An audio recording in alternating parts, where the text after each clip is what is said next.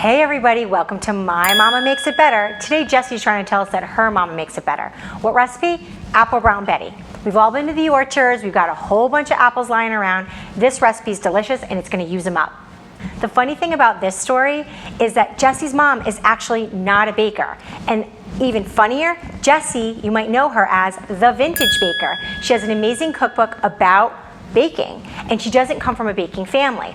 But this is one recipe that her mother always made and they always looked forward to it, so I'm so excited to try it today. First, we have to peel some apples. Jessie loves Granny Smith, but you can really use any apple you have lying around. You're gonna need to cut up 4 cups of apples. It's about 3 to 4 medium apples. Once you've peeled and cored the apples, it's time to slice them up.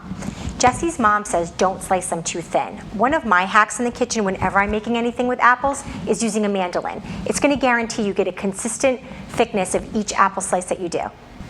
If you decide to use a mandolin, don't forget to use the finger guard. As they tell you, watch your fingers. Place your apples in the greased dish. Make sure that you spread them all around. Now, pour some water on top. You want to make sure you get these apples nice and wet. Now, sprinkle on the sugar.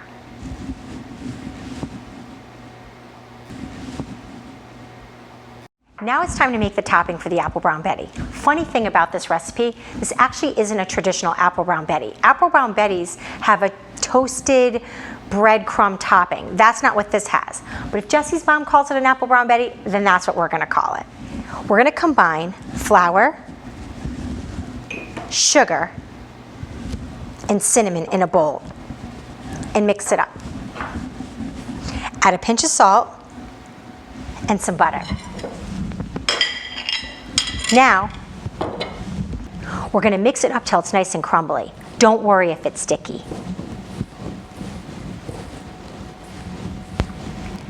Now we're gonna take this delicious crumb topping and sprinkle it over the apples.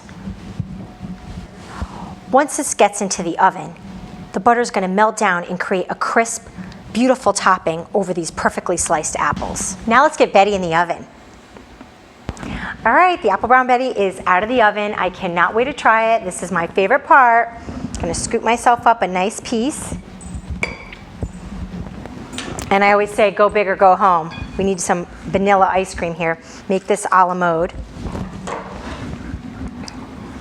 Give it a taste. A little bit of ice cream, a little bit of apple.